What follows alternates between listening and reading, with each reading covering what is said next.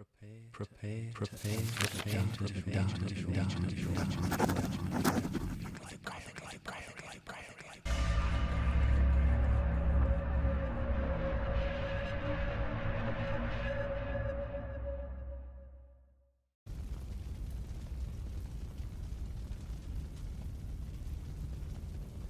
Demon released. I had internally justified the belief that Sebastian deserved to be pushed down the stairs. Part of me knew right away that I had done the wrong thing, of course, and yet another part relished that knowledge. I vaguely thought about how I'd always considered the concept of the Trinity to be ridiculous, and part of me still believed that. But I knew that none of my competing thoughts could exist without the others. Tears welled in my eyes as I grinned. My mind buzzed. I was excited and horrified about the next step. I wheeled around to face the upstairs hall of my childhood home. It looked different in the flames, but something was calling to me. Something that I was missing. I gasped in realization of what I had to do next. I pushed Sebastian out of my mind. You pushed, you bastard! Fetched the carving knife from the room and placed it in my belt, then headed down the hall. As I walked, I could have sworn that tiny flames leapt up from my footsteps. I rounded the corner and found that I wasn't alone. A sob hitched in my throat and I smiled. You came back? The bull demon stood tall enough so that his horns scraped the ceiling. Its tree-trunk arms nearly dragged against the ground, with the flames of the floor licking the tips of his fingers. The elongated snout placed his face squarely in the middle of human and bovine, while the entirety of its eyes glowed yellow. I felt rage, bile, and fear rise in my throat. It smiled. Fuck, it was an ugly sight, scrunching the skin snout in all of the wrong places. It pointed one long finger, sharp-tipped nail and all, at the ceiling. Dangling from a string was my parents' book. I knew that the tantalizing offer meant it expected me to die while staring at the book longingly. I wondered how the demon planned to do it. It charged. So did I. I was arrogant. I used that. I knew the arrogance would weaken me. I feared that. The bull demon raised its arm and brought it crashing towards my skull. In a single fluid motion, I pulled out the watch from my left pocket and the rosary from my right. I swung the beads upward while maintaining a firm grasp and yanked the watch's crown with my right fingertips. Its arm froze in place, and I caught the beads around its massive hand on the downswing. Fuck, I was good. The momentum from my charge continued to carry me forward. I moved past the demon, and the resulting tension on the rosary pulled it easily from its cloven feet. I crouched, swung the monster over my head, though it must have weighed 1,000 pounds, and brought it crashing to the floor. It whimpered. I realized that, unlike the rest, this demon's strength did not come from conferring emotions through touch. It must have relied on physicality for intimidation rather than using a supernatural connection to its victims' minds. Intimidation used a person's own brain against them. Making a person set their own mental trap was probably the greatest magic anyone ever pulled. Now it lay still at my feet. I felt strong. Then I wrapped the rosary around its neck, lifted it off the ground, and squeezed. Sebastian had told me that the rosary was only as powerful as we allowed the interaction to be. Now I thought he was full of shit. I felt the power flowing through my arms as I squeezed. Then the demon started to deflate. I felt it get smaller with every clench of teeth, with every twist of muscle. Held back by the watch, it could only whimper. In the end, it was the size of a baby, with tiny little knobs for horns. I pulled out the pocket watch again, clicked the crown back into place, and watched its legs kick. I smiled. Demon meet hunter. It was such a rush to watch him struggle. I could feel the strength that had drained from him, rippling muscle and iron bone reinforced throughout my body. Perhaps I didn't need a rosary after all. I whipped the carving knife from my belt. I wanted it to watch. Its eyes went wide. It knew. I smiled wildly. Then I looked up. The book was dangling just above my head. A quote leapt into my mind. You can hope to defeat the angelic nature in the greatest of beings if you are unable to see the demonic nature in the least of them. Wait, no, that was all wrong. Did I screw up the quote? I looked at the baby demon, confused, and I started to shake. I knew in that moment that killing the demon would be my end. I don't know how I knew it or what would happen, but I knew I had to put down that knife. I dropped it to the floor.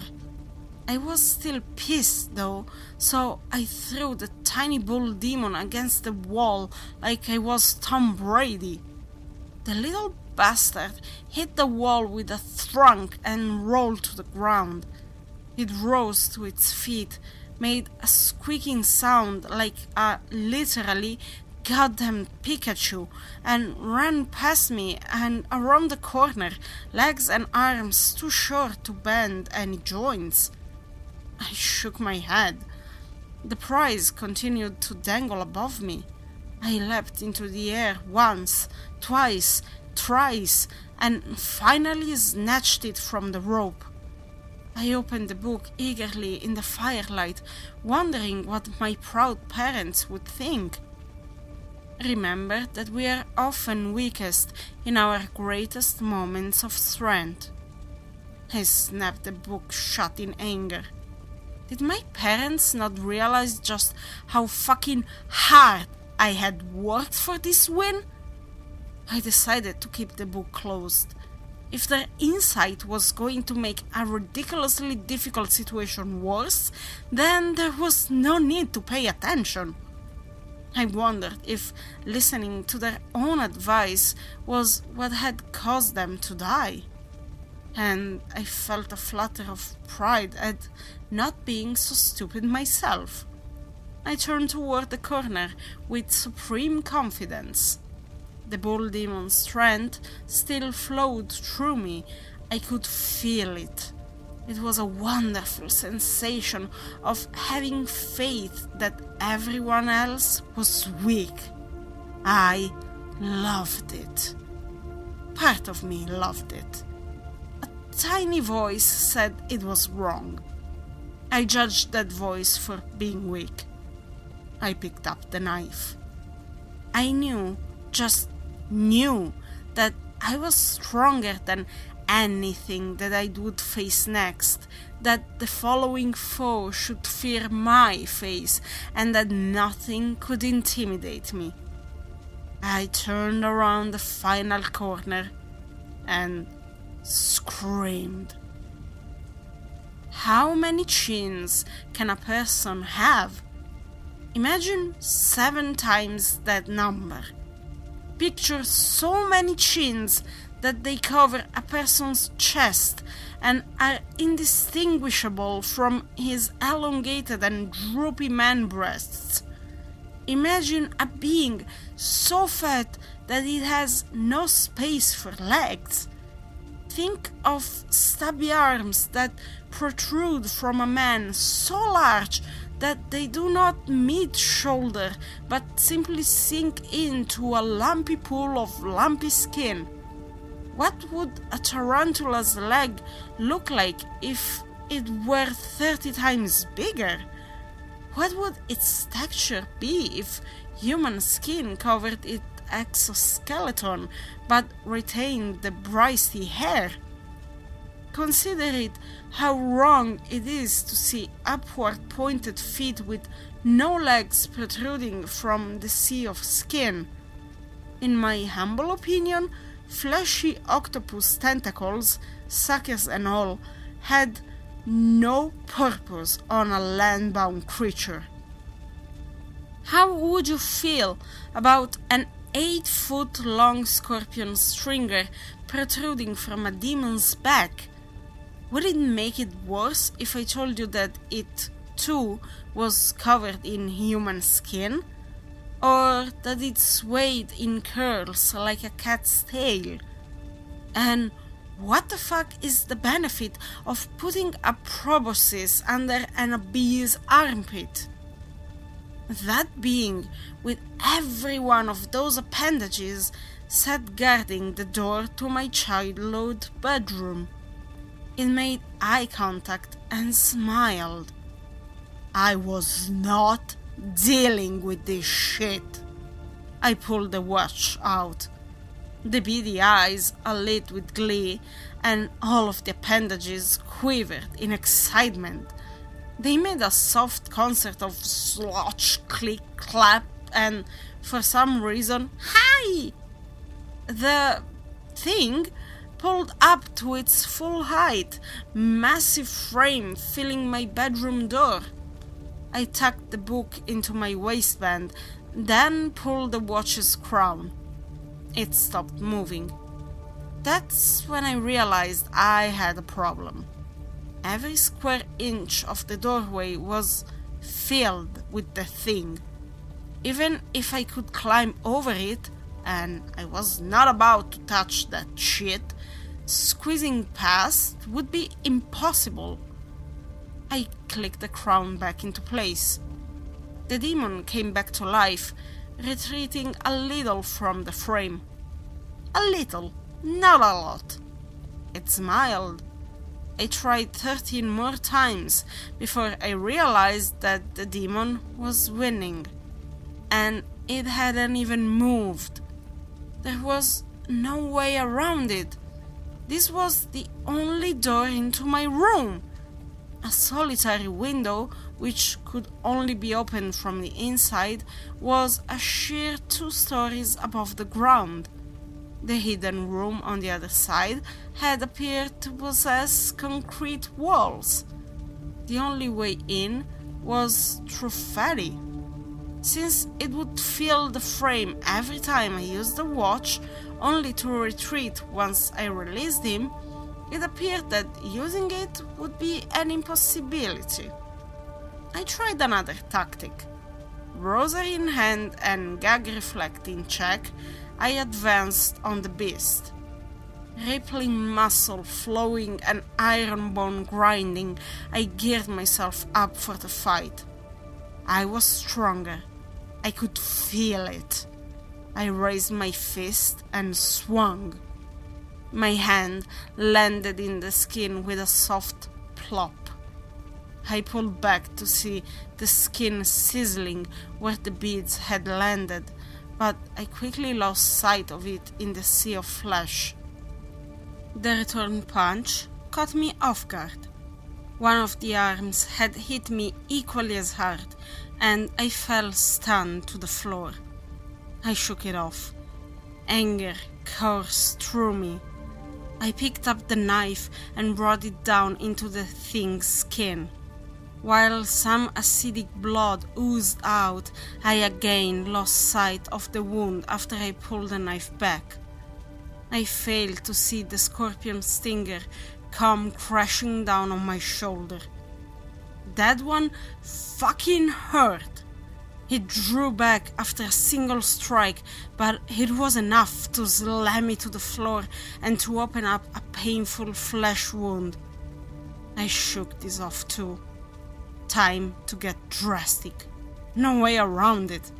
Rosary in hand, I stood up and ran at the thing, belly flopping into its skin. It felt like grilled chicken skin covering a prune-layered manure smoothie. I tried to raise my head, but my hand sunk into it like the world's most sensitive Tempur-Pedic mattress, so I could not push myself up. Then it took one of its human skin-covered tarantula legs and slid it across the back of my neck like it was playing a delicate violin. The hairs were so pointy. I eventually was able to swim through the flesh and roll back onto the floor, panting. I would not be trying that approach again. A flower vase sat on an end table. I picked it up and brought it down on the demon. An octopus tentacle came crashing down on my head with equal force. I grabbed a layer of fat and tried to stretch it far enough to meet the demonic flames that lined the hallway. Could demons be hurt by their own fire? Before I could answer that, the thing spat out blood from one of its open wounds. It landed on my arm and burned me. I howled in rage. I punched. I stabbed. Each blow was countered with another blow. Each stab fetched another needling from the scorpion tail.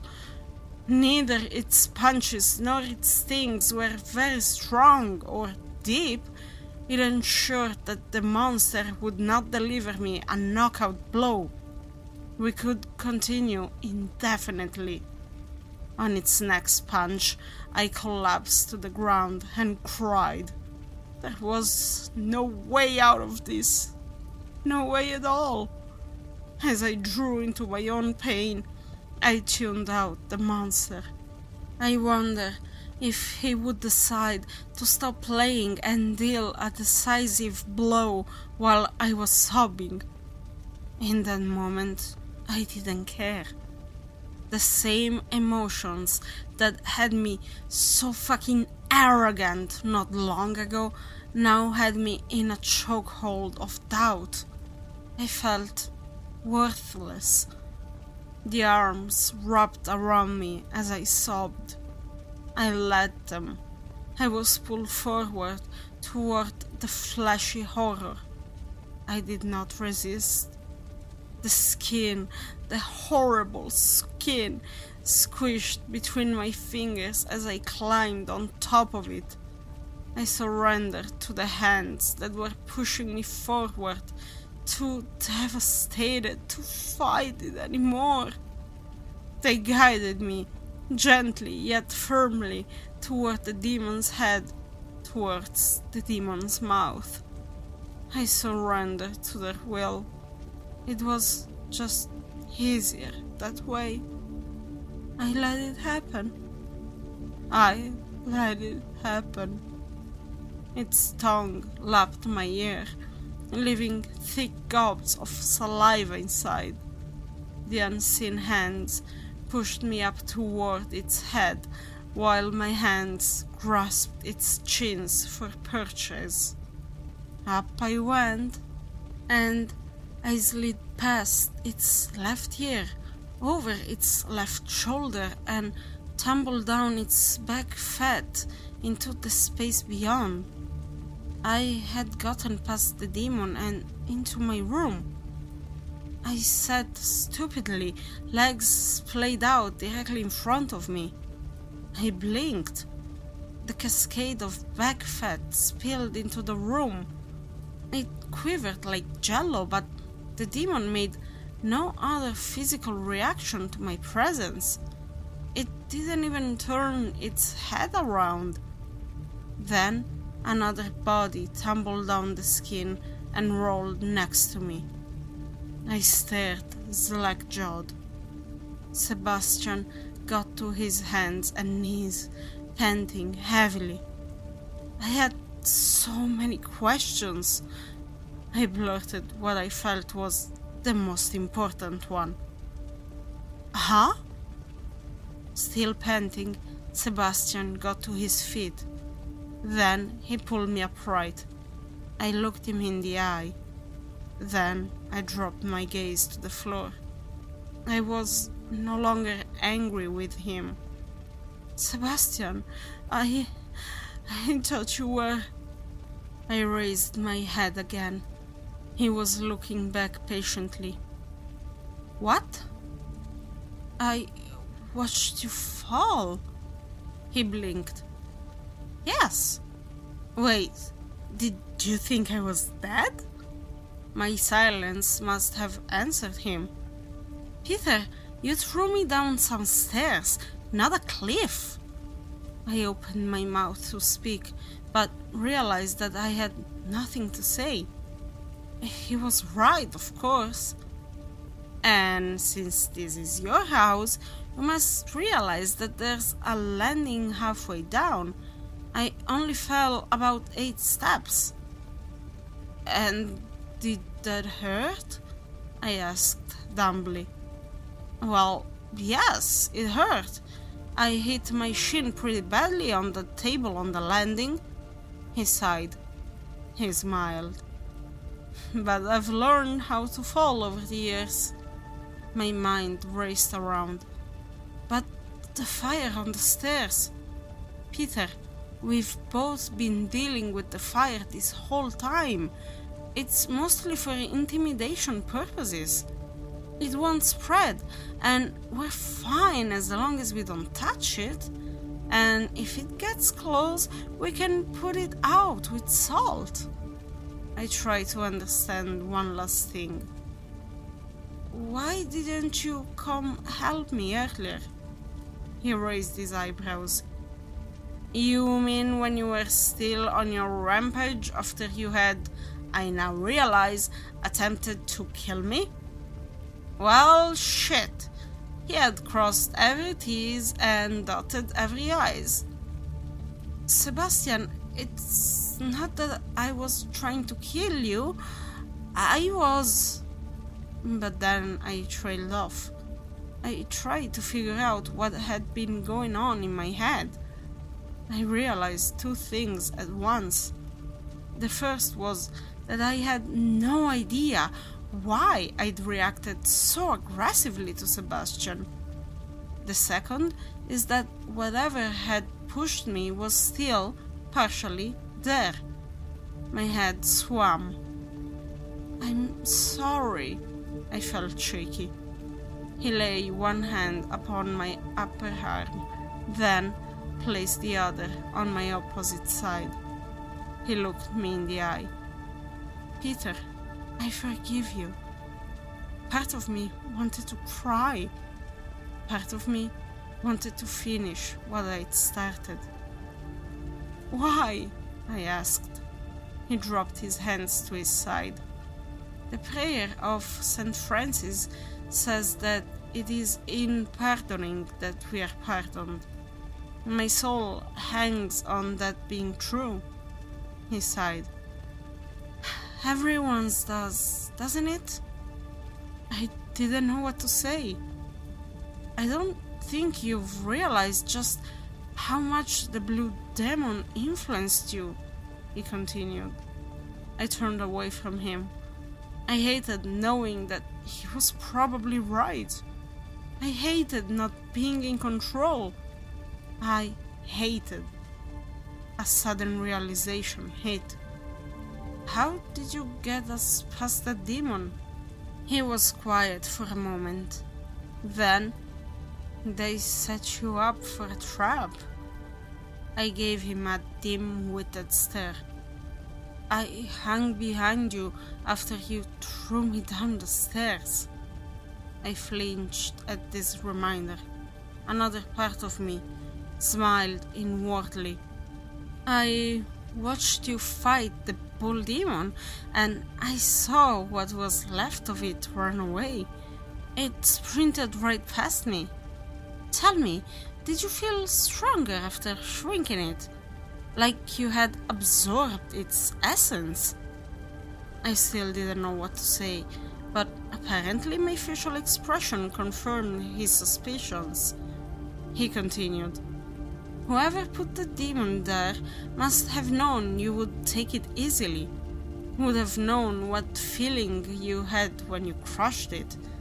They would have realized that you'd carry that feeling right into the next obstacle. I looked back at the wall of flesh in the doorway. It made a gurgling sound. I didn't know how to hurt it, I offered. Sebastian looked up at the ceiling. Remember when I was talking to you about the rosary?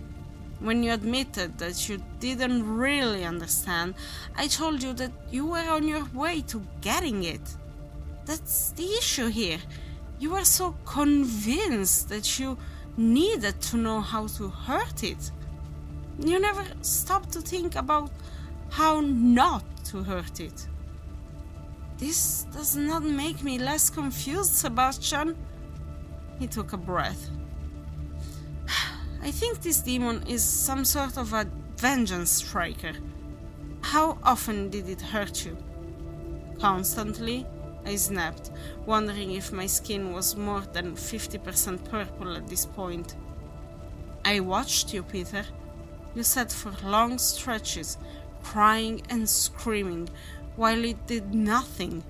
It only ever hurt you when you tried to hurt it, and then it used some sort of appendage that was equal in quality and magnitude to what you had given it.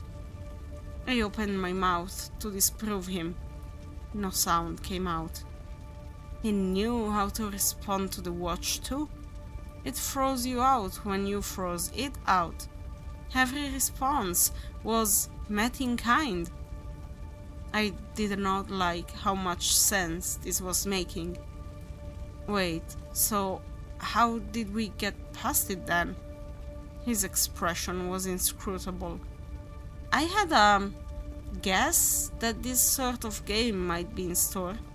Don't you remember the advice I was trying to give you just before the stairs?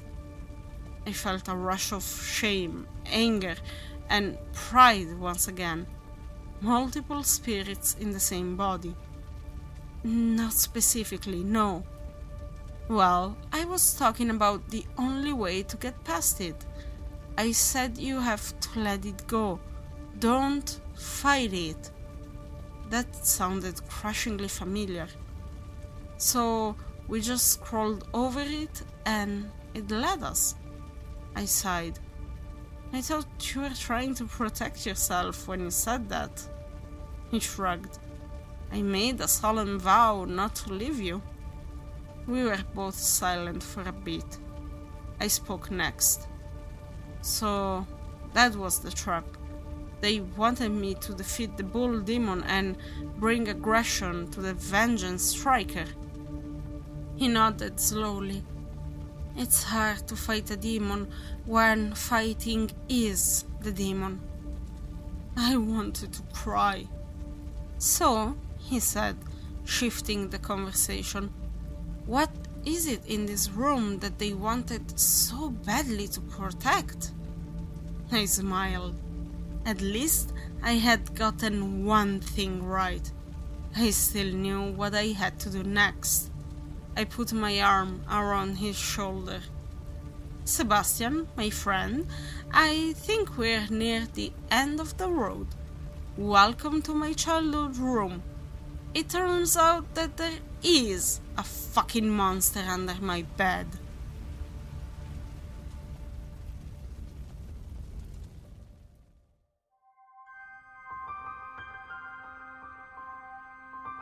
It's in the dustiest books that you may find the best stories.